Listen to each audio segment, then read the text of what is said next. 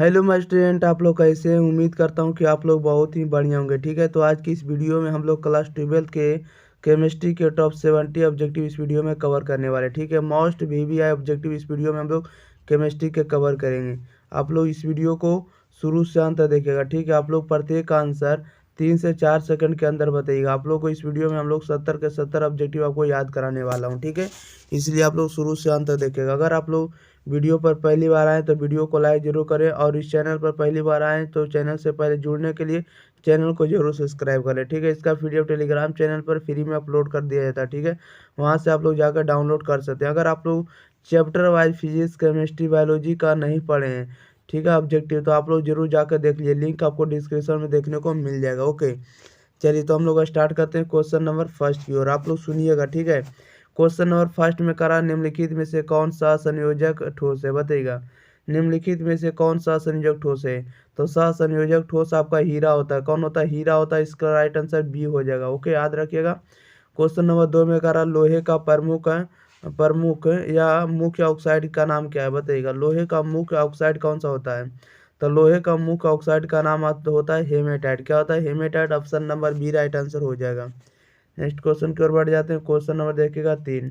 आप लोग सिर्फ सुनते चलिए, आपको याद हो जाएगा। ठीक है, 3 नंबर में कह रहा है, निम्नलिखित में से कौन ध्रुवीय यौगिक है, बताइएगा। निम्नलिखित में से कौन ध्रुवीय यौगिक है, तो ध्रुवीय यौगिक आपका SO2 होता है। ऑप्शन नंबर इसका ए राइट आंसर हो जाएगा। 4 में कह रहा है कि समन्वय यौगिकों के लिए सबसे पहला महत्वपूर्ण सिद्धांत किसने दिया, बताइएगा। समन्वय यौगिकों के लिए सबसे पहला महत्वपूर्ण सिद्धांत किसने दिया है, तो ये दिया आपको वर्नर ने। किसने दिया? वर्नर। इसका राइट आंसर सी हो जाएगा। Okay, Werner. 5 में कह रहा है कि बेंजीन डाई एजोनियम क्लोराइड के जलीय विलयन को गर्म करने से निम्नलिखित में से कौन प्राप्त होता है, बताइएगा। कह रहा है कि बेंजीन डाई एजोनियम क्लोराइड के जलीय विलयन को गर्म करने से निम्नलिखित में से कौन प्राप्त होता है, तो ये प्राप्त होगा आपको फिनॉल। क्या प्राप्त होगा? Phenol. Option number C right answer हो जाएगा। क्वेश्चन नंबर देखिएगा 6। कह रहा है कि ब्यूटेन टू ऑल है एक, बताइएगा। ब्यूटेन टू ऑल एक क्या है, तो ब्यूटेन टू ऑल एक क्या है, तो ये सेकेंडरी, ये आपका सेकेंडरी एल्कोहल है। क्या है? सेकेंडरी एल्कोहल है। ऑप्शन नंबर इसका बी राइट आंसर हो जाएगा। क्वेश्चन नंबर देखिएगा 7। ठीक है, 7 नंबर में कह रहा है कि NaCl के जलीय घोल के वैद्युत अपघटन से कैथोड पर निम्नलिखित में से कौन मुक्त होता है, बताइएगा। NaCl के जलीय घोल के वैद्युत अपघटन से कैथोड पर निम्नलिखित में से कौन मुक्त होता है, तब कैथोड पर मुक्त होता है आपको हाइड्रोजन। ऑप्शन नंबर इसका डी राइट आंसर हो जाएगा। 8 में कह रहा है कि एक रासायनिक अभिक्रिया के वेग समीकरण को निम्नलिखित में से निरूपित किया जाता है, बताइएगा। किस तरह से निरूपित करेंगे? यदि वेग बराबर, वेग जो है वेलोसिटी जो है k × a/b² यदि a के सांद्रण को स्थिर रखकर b का सांद्रण तिगुना कर दिया जाए तो वेग कितना गुना हो जाएगा, बताइएगा। तो वेग हो जाएगा आपका 9 गुना हो जाएगा। कितना गुना हो जाएगा? 9 गुना हो जाएगा। इसका राइट आंसर डी हो जाएगा। ओके, याद रखेगा। नेक्स्ट क्वेश्चन की ओर हम लोग बढ़ जाते हैं। क्वेश्चन नंबर देखेगा 9। ठीक है, आप लोग शुरू से अंत तक बने रहिए, आपको कहीं भी दिक्कत होने वाला नहीं है। ठीक है, और जितना भी ऑब्जेक्टिव आएगा सारा आपको यहीं से मिलने वाला है। 9 में कह रहा है कि निम्नलिखित में से कौन कैनिजारो अभिक्रिया देता है, बताइएगा। निम्नलिखित में से कौन कैनोजारी अभिक्रिया देता है, तो कैनिजारो अभिक्रिया कौन सा देगा, तो कैनोजारो अभिक्रिया का उदाहरण अब जो है ऑप्शन नंबर बी हो जाएगा। AHCO हो जाएगा। वो क्या आ जाएगा? AHCHO हो जाएगा। ओके, ऑप्शन नंबर इसका बी राइट आंसर हो जाएगा। 10 में कह रहा है कि CH3CH और नीचे बॉन्ड है NH3 बॉन्ड CH3 का IUPAC नाम बताना है, बताइएगा। इसका IUPAC नाम क्या होगा, तो इसका IUPAC नाम होगा प्रोपेन टू एमीन होगा। क्या होगा? Propane two amine. Option number C right answer हो जाएगा। नेक्स्ट क्वेश्चन की ओर बढ़ जाते हैं प्यारे छात्रों। ठीक है, चलिए क्वेश्चन नंबर देखिएगा 11। ठीक है, 11 में कह रहा है निम्नलिखित में से कौन कार्बोहाइड्रेट प्रकृति में प्रचुर मात्रा में पाया जाता है, बताइएगा। निम्नलिखित में कौन कार्बोहाइड्रेट प्रकृति में प्रचुर मात्रा में पाया जाता है, तो प्रचुर मात्रा में पाया जाता है सेल्यूलोज। क्या पाया जाता है? सेल्यूलोज पाया जाता है। ऑप्शन नंबर इसका डी राइट आंसर हो जाएगा। 12 में करा, निम्नलिखित में से कौन प्रति ऑक्सीकारक है, बताइएगा। निम्नलिखित में से कौन प्रतिकारक है, तो प्रतिकारक जो होगा आपको लेसिथिन भी होगा, और आपका साइट्रिक अम्ल भी होगा, और विटामिन ई भी होगा। ये सभी प्रतिकारक है, इसलिए इसका राइट आंसर डी हो जाएगा, इनमें से सभी। ओके, 13 में करा निम्नलिखित में अक्रिस्टलीय ठोस कौन है, बताइएगा। निम्नलिखित में अक्रिस्टलीय ठोस कौन होगा, तो अक्रिस्टलीय ठोस आपका प्लास्टिक होगा। Option number D right answer हो जाएगा। नेक्स्ट क्वेश्चन की ओर आ जाते हैं। क्वेश्चन नंबर देखिएगा 14। कह रहा है कि पिंड केंद्रित घनाकार इकाई सेल में परमाणु की संख्या होती है, बताइएगा। पिंड केंद्रित घनाकार इकाई सेल में परमाणु की संख्या कितनी होती है, तो परमाणु की संख्या 4 होगी। ऑप्शन नंबर इसका बी राइट आंसर हो जाएगा। ओके। क्वेश्चन नंबर 15 में करा घनाकार क्रिस्टल में ब्रेवेस जालकों की संख्या होती है, बताइएगा। घनाकार क्रिस्टल में ब्रेवेस जालकों की संख्या कितनी होती है, तो ब्रेवेस जालकों की संख्या 14 होती है। Option number D right answer हो जाएगा। 16 में करा निम्नलिखित में किस दोष के कारण क्रिस्टल के घनत्व में कमी होती है, बताइएगा। निम्नलिखित में किस दोष के कारण क्रिस्टल के घनत्व में कमी होती है, तो क्रिस्टल के घनत्व में कमी होती है शॉटकी दोष के कारण। Option number B right answer हो जाएगा। 17 में करा है कि मोलारता को व्यक्त किया जाता है, बताइएगा। मोलारता को व्यक्त किया जाता है, तो मोलारता को व्यक्त किया जाता है मोल प्रति लीटर में। Option number A right answer हो जाएगा।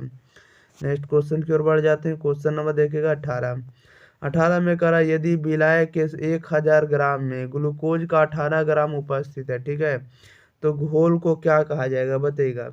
यदि विलायक के 1000 ग्राम में ग्लूकोज का 18 ग्राम उपस्थित है, तो घोल को क्या कहा जाएगा, इसका राइट आंसर बताइएगा। तो घोल को कहा जाएगा, यानी घोल जो होगा 0.1 हो जाएगा। क्या हो जाएगा, 0.1 मोलल हो जाएगा। क्या हो जाएगा, 0.1 मोलल। ऑप्शन नंबर इसका बी राइट आंसर हो जाएगा। ओके। नेक्स्ट क्वेश्चन की ओर बढ़ जाते हैं। क्वेश्चन नंबर देखिएगा आप लोग 19, ठीक है। आप लोग शुरू से अंत तक बने रहिए, आपको कहीं भी एक भी बार क्वेश्चन नहीं जाने वाला, ठीक है। क्वेश्चन नंबर 19 में करा है कि किसी तनु घोल का अनुसंक गुणधर्म निर्भर करता है, बताइएगा। किसी तनु घोल का अनुसंक गुणधर्म निर्भर करता है, तो अनुसंक गुणधर्म किस पर निर्भर करेगा, इसका राइट आंसर बताइएगा। तो अनुसंक गुणधर्म निर्भर करता है आपको विलेय के कणों की संख्या पर। विलेय के कणों की संख्या पर निर्भर करता है अनुसंक गुणधर्मों के। Option number C right answer हो जाएगा। नेक्स्ट क्वेश्चन की ओर बढ़ते हैं। क्वेश्चन नंबर देखिएगा 20। किसी विलयन के प्रसरण दाब को किस संबंध से व्यक्त किया जाता है, बताइएगा। किसी विलयन के प्रसरण दाब को किस संबंध से व्यक्त किया जाता है, तो यह संबंध होता है पाई/सी बराबर RT हो जाएगा। क्या हो जाएगा, पाई/सी बराबर RT हो जाएगा, ठीक है। Option number B right answer हो जाएगा। 21 में अगर आप विद्युत धारा की वह मात्रा जो CuSO4 के घोल से 1 मोल कॉपर को मुक्त करती है, बताइएगा। विद्युत धारा की वह मात्रा जो CuSO4 के घोल से 1 मोल कॉपर को मुक्त करती है, तो 1 घोल कॉपर को मुक्त करते हैं उसके लिए आपको 2 फराइडे की जरूरत पड़ेगी। Option number C right answer हो जाएगा। ओके, 2 फराइडे। नेक्स्ट क्वेश्चन की ओर बढ़ जाते हैं। क्वेश्चन नंबर देखिएगा 22 में करा किसी भी विलयन की सांद्रता घटाने के साथ निम्नलिखित में से क्या परिवर्तन होता है, बताइएगा। निम्नलिखित कह रहा है किसी भी विलयन की सांद्रता घटाने के साथ निम्नलिखित में से क्या परिवर्तन होता है, तो क्या परिवर्तन होगा, तो ये परिवर्तन होगा मोलर चालकता बढ़ जाएगी। क्या होगी, मोलर चालकता बढ़ जाती है। Option number A right answer हो जाएगा। 23 में कह रहा है निम्नलिखित में से कौन प्राथमिक सेल नहीं है, बताइएगा। निम्नलिखित में से कौन प्राथमिक सेल नहीं है, तो लेड संचायक जो होता है आपको लेड संचायक आपका प्राथमिक सेल नहीं होता। Option number D right answer हो जाएगा। क्वेश्चन नंबर देखिएगा 24 में करा निम्नलिखित में से कौन कारक अभिक्रिया की दर को प्रभावित करता है, बताइएगा। निम्नलिखित में से कौन कारक अभिक्रिया की दर को प्रभावित करता है, तो अभिक्रिया की दर को प्रभावित करता आपको ताप करता है, दाब करता है और सांद्रण, ये तीनों करेगा। इसलिए इसका राइट आंसर डी बन जाएगा, इनमें से सभी। ओके, याद रखिएगा आपके सारे आपको एग्जाम ओरिएंटेड क्वेश्चन है, ठीक है प्यारे छात्रों। आप लोग बने रहिए शुरू से अंत तक। 25 में कहा कि शून्य कोटि अभिक्रिया के लिए वेग स्थिरांक इकाई होती है, बताइएगा। शून्य कोटि अभिक्रिया के लिए वेग स्थिरांक इकाई क्या होती है, तब वेग स्थिरांक की इकाई होती है मोल प्रति लीटर प्रति सेकंड। ऑप्शन नंबर इसका ये राइट आंसर जो ओके, मोल प्रति लीटर प्रति second. Okay, option number A right answer हो जाएगा। 26 में करा है कि भौतिक अधिशोषण के लिए अधिशोषण की ऊष्मा कितनी होती है, बताइएगा। करा है कि भौतिक अधिशोषण के लिए अधिशोषण की ऊष्मा कितनी होती है, तो अधिशोषण की ऊष्मा आप लोग बताइएगा। तो अधिशोषण की ऊष्मा होती है 20 से 40 किलो जूल प्रति मोल होता है। क्या होता है? 20 से 40 किलो जूल प्रति mole. Option number A right answer हो जाएगा। ओके, क्वेश्चन नंबर देखिएगा 27 प्यारे छात्रों। 27 नंबर में देखिए क्या करा है। करा है कि जो पदार्थ जल का पृष्ठ तनाव कम कर देता है क्या कहलाता है? बताइएगा। जो पदार्थ जल का पृष्ठ तनाव कम कर देता है उसे हम लोग क्या कहेंगे? तो उससे हम लोग कहेंगे उत्प्रेरक। क्या कहेंगे? उत्प्रेरक। उत्प्रेरक वह अभिक्रिया होता है जो अभिक्रिया की दर को बढ़ा या घटा देती है। इसके लिए इसका राइट आंसर सी हो जाएगा।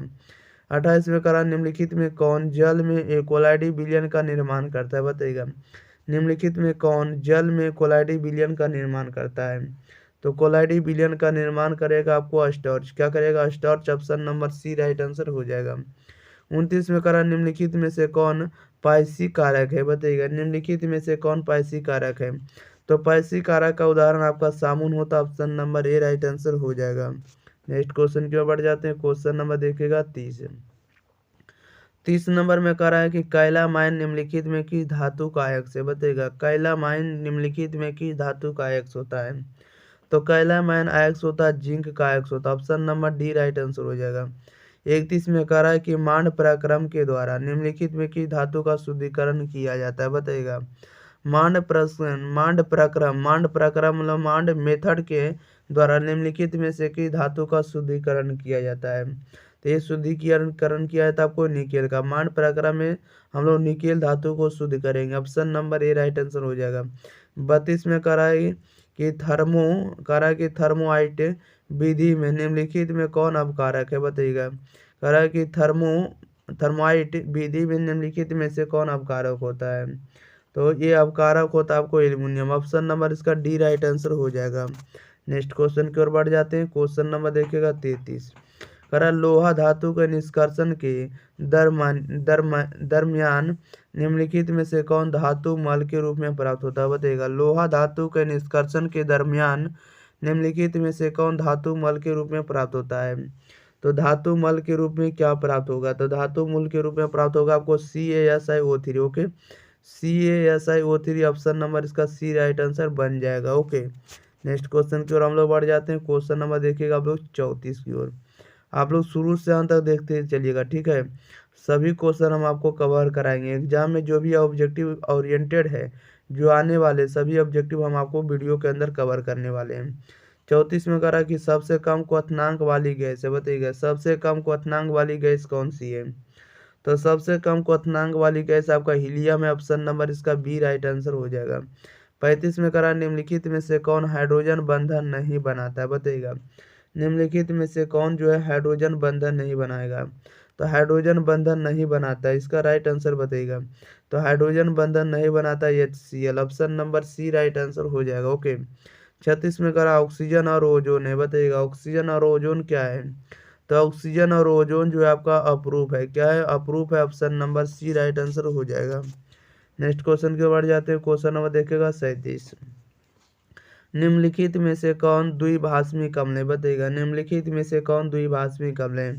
तो द्विभाषमी अम्ल का उदाहरण ऑप्शन नंबर ए हो जाएगा। H2PO2 हो जाएगा। H2PO2 द्विभाषमी अम्ल का उदाहरण है। ओके, 38 में करा है कि संक्रमण तत्वों का स्थान आवर्त सारणी के अंतर्गत आता है। बताइएगा। किस ब्लॉक के अंतर्गत आता है? संक्रमण तत्वों का स्थान आवर्त सारणी के अंतर्गत आता है। किस आवर्त सारणी के अंतर्गत आता है? तो संक्रमण तत्वों को हम लोग डी ब्लॉक में रखेंगे। ऑप्शन नंबर इसका सी राइट आंसर हो जाएगा। 39 में करा निम्नलिखित में किन तत्वों में 4f कक्षकों में इलेक्ट्रॉन का क्रमबद्ध रूप से भरता है? बताइएगा। करा निम्नलिखित में किन तत्वों में 4f कक्षकों में इलेक्ट्रॉन क्रमबद्ध रूप से भरता है? तो ये भरेगा आपको लैंथेनाइड सीरीज से। Option number A right answer हो जाएगा। नेक्स्ट क्वेश्चन के बढ़ जाते हैं। क्वेश्चन नंबर देखिएगा 40 नंबर देखिएगा। कारा FeCN6 पर पावर -3 में Fe का ऑक्सीकरण अवस्था क्या होगा? ऑक्सीडेशन नंबर बताना। बताइएगा। FeCN6 पर पावर -3 में Fe यानी आयरन का ऑक्सीकरण अवस्था बताना है। तो आयरन का ऑक्सीकरण अवस्था +3 होगा। ऑप्शन नंबर इसका बी राइट आंसर हो जाएगा। 41 में करा CuNH3 का होल 4 +2 में संक्रमण होता है। बताइएगा। ये किस प्रकार का संक्रमण होता है, या ये संकरण कौन सा होता है? तो यह होता आपको DsP2 होगा। ओके, ऑप्शन नंबर हो जाएगा सी, राइट आंसर हो जाएगा। 42 में करा विटामिन B12 में निम्नलिखित में से कौन उपस्थित रहता है, बताइएगा। विटामिन B12 में निम्नलिखित में से कौन उपस्थित रहता है? तो विटामिन B12 में कोबाल्ट तत्व पाया जाता है। Option number A right answer हो जाएगा। ओके, कोबाल्ट रहेगा मौजूद। क्वेश्चन नंबर देखिएगा 43 नंबर में कह रहा है कि निम्नलिखित में किस जटिल आयन की ज्यामिति चतुष्फलकीय नहीं है, बताइएगा। निम्नलिखित में किस जटिल आयन की ज्यामिति चतुष्फलकीय नहीं है? तो चतुष्फलकीय नहीं, ऑप्शन नंबर इसका सी राइट आंसर हो जाए। ओके, NiCN4 के पावर -2। ओके, 44 में करा है एथिल ब्रोमाइड की अभिक्रिया सोडियम धातु से सूक्ष्म ईथर में कराने पर क्या बनता है, बताइएगा। एथिल ब्रोमाइड की अभिक्रिया सोडियम धातु से सूक्ष्म ईथर में कराने पर क्या बनता है? तो यह क्या बनेगा? तो यह बनेगा आपको ब्यूटेन। क्या बनेगा? Butane. Option number B right answer हो जाएगा। 45 में करा निम्नलिखित में किसका उपयोग निषेचक के रूप में होता है, बताइएगा। निम्नलिखित में किसका उपयोग निषेचक के रूप में होता है? तो निषेचक का उपयोग हम लोग करेंगे क्लोरोफॉर्म का करेंगे। Okay, option number A right answer हो जाएगा। नेक्स्ट क्वेश्चन की ओर बढ़ जाते हैं। क्वेश्चन नंबर देखिएगा 46। कह रहा है निम्नलिखित में से कौन क्लोरल का अनुसूत्र है, बताइएगा। निम्नलिखित में से कौन क्लोरल का सूत्र है? तो क्लोरल का सूत्र कौन सा होगा? तो क्लोरल का सूत्र होता है CCl3CHO होगा। Option number A right answer हो जाएगा। ओके, CCl3CHO हो जाएगा। ओके, 47 में कह रहा है कि जब CH3 बॉन्ड Mg बॉन्ड को X के साथ हम लोग अभिक्रिया कराते हैं, तो अभिक्रिया कर देगा तो आपको कौन सा यौगिक बनेगा? यानी ये जो आपको X वाला तत्व है इसमें से कौन सी अभिक्रिया का निर्माण होगा? X के जगह पर आपको बताना है कि कौन सा तत्व बनेगा। जब हम लोग CH3OH को हम अभिक्रिया कराएंगे CH3Mg के साथ कराएंगे तो X वाला तत्व कौन सा बनेगा?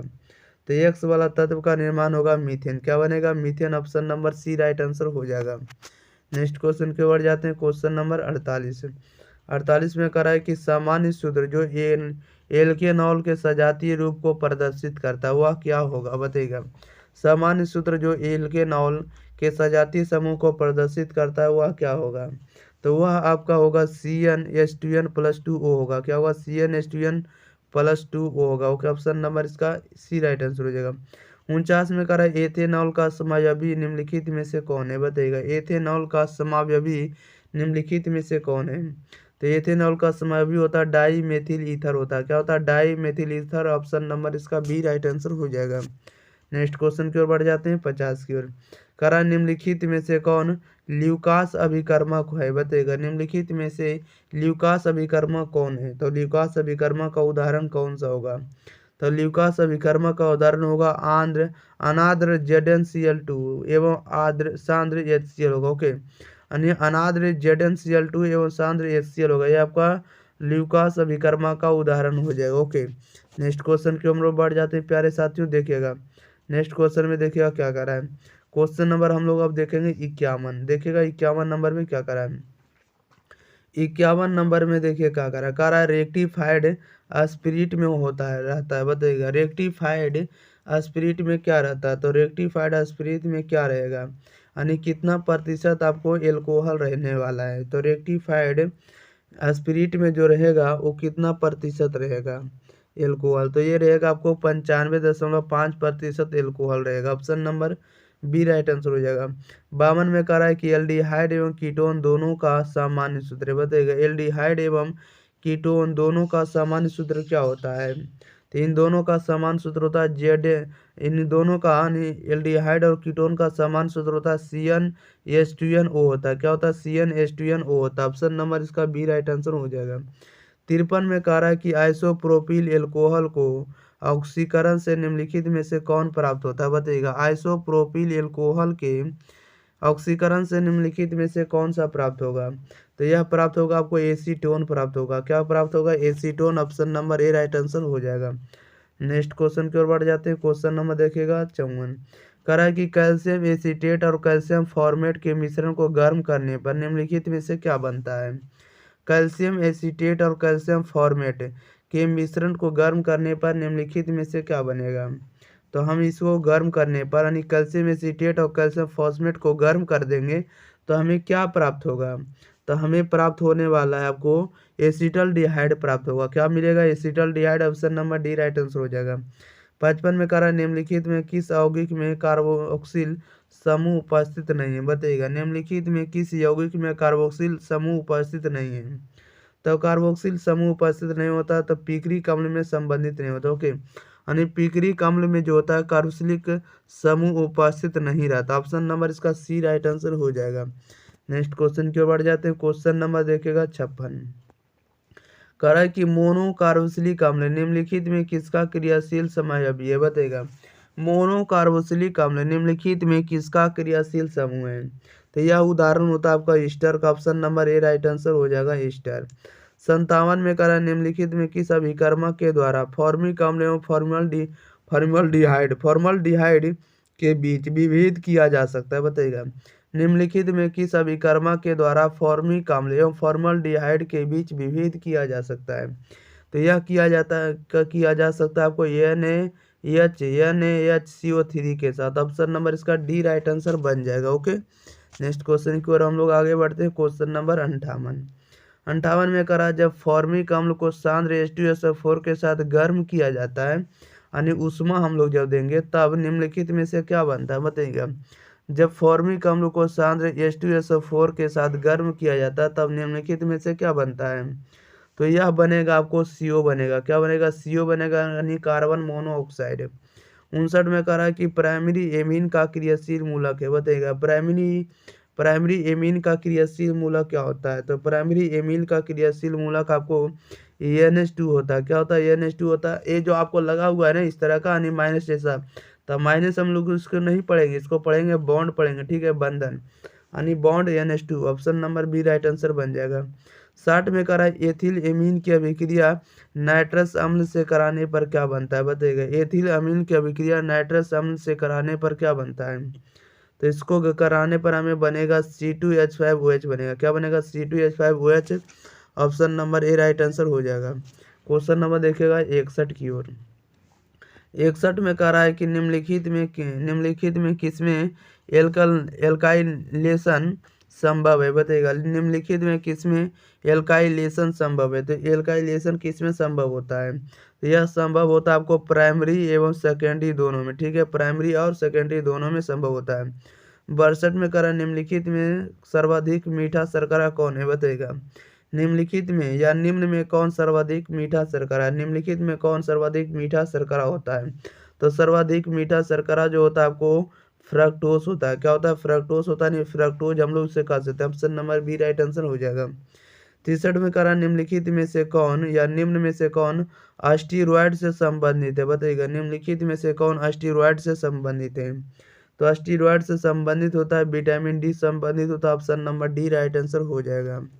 क्वेश्चन नंबर देखिएगा 64 की ओर। 64 नंबर में देखिए क्या करा है। 64 में कह रहा है कि DNA तथा RNA में समान भस्म है। बताइएगा DNA तथा RNA में समान भस्म होता है। तो DNA तथा RNA में समान भस्म होता है। यह आपको गुएमीन एवं एडिनिन और साइटोसिन होता है। ऑप्शन नंबर इसका बी राइट आंसर हो जाएगा। कह रहा है गुएनिन एवं एडिनिन और साइटोसिन ये सभी होते हैं क्या होते हैं? DNA और RNA में समान रूप से क्या होते हैं? बेस होते हैं। ओके, ऑप्शन नंबर इसका बी राइट आंसर हो जाएगा। 65 में कह रहा है कि रबर को सल्फर के साथ गर्म करने की क्रिया को कहते हैं। बताइएगा रबर को जब हम लोग सल्फर के साथ गर्म करते हैं तो इस प्रक्रिया को हम लोग क्या करेंगे या इस क्रिया को हम लोग क्या कहते हैं? तो इस क्रिया को हम लोग कहेंगे बल्कनीकरण कहेंगे। क्या कहेंगे? बल्कनीकरण। Option number C right answer हो जाएगा। 66 में कह रहा है निम्नलिखित में से कौन योगशील बहुलक है? बताइएगा निम्नलिखित में से कौन योगशील बहुलक का उदाहरण है? तो योगशील बहुलक का उदाहरण होता है योगशील बहुलक होता है आपको उच्च घनत्व वाला पॉलीथीन। क्या होता है?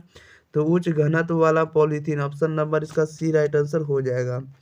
क्वेश्चन नंबर देखिएगा 67 की ओर। 67 में कह रहा है कि ब्यूना यस निम्नलिखित में से किसका बहुलक है? बताइएगा ब्यूना यस जो होता है निम्नलिखित में किसका बहुलक है? तो यह बहुलक होता है आपको ब्यूटाइड कह रहा है कि ब्यूटाडाइन एवं अस्टायरीन का होता है। ओके, ऑप्शन नंबर इसका बी राइट आंसर हो जाएगा। ब्यूटाडाइन एवं अस्टायरीन का। Option number B right answer बन जाएगा। क्वेश्चन नंबर हम लोग देखते हैं 68 की ओर। देखिएगा 68 नंबर में क्या करा है। 68 नंबर का आंसर आप लोग सुनिएगा, ठीक है। देखिएगा 68 नंबर में क्या करा है। 68 नंबर में कह रहा है निम्नलिखित में से कौन कृत्रिम मीठा भी करता है, बताइएगा। निम्नलिखित में से कौन, निम्नलिखित में ये कौन या निम्न में से कौन कृत्रिम मीठा अभिकर्ता है। तो कृत्रिम मीठा अभिकर्ता कौन सा होता है, तो यह होगा आपको, देखेगा ये आपको सभी हो जाएगा। क्या हो जाएगा, सभी हो जाएगा। यानी इसका राइट आंसर डी हो जाएगा, इनमें से सभी। ये नंबर में दिया है सैकरीन है, ठीक है, सैकरीन है। इसके बाद एस्पार्टेम होगा, क्या होगा, एस्पार्टम होगा, टेम होगा। इसके बाद सी में सोडियम साइक्लोमेट होगा, क्या होगा, सोडियम साइक्लोमेट। ये सभी हो जाएगा, राइट आंसर डी हो जाएगा, ओके। 69 में कारण निम्नलिखित में किसका उपयोग एंटीसेप्टिक के रूप में होता है, बताइएगा। निम्नलिखित में से किसका उपयोग एंटीसेप्टिक के रूप में प्रयोग करेंगे। तो एंटीसेप्टिक के रूप में प्रयोग करेंगे हम लोग फिनॉल का। किसका करेंगे, फिनॉल का। Option number A right answer हो जाएगा।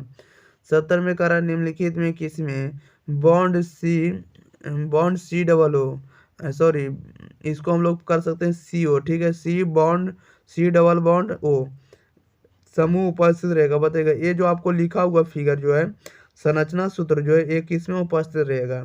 तो यह उपस्थित रहेगा, ये आपको कीटोन का सूत्र होता है। क्या होता है, कीटोन का सूत्र होता है। कीटोन का सूत्र क्या होगा, तो CO होगा, ओके। याद रखिएगा, ऑप्शन नंबर इसका सी राइट आंसर हो जाएगा, ओके।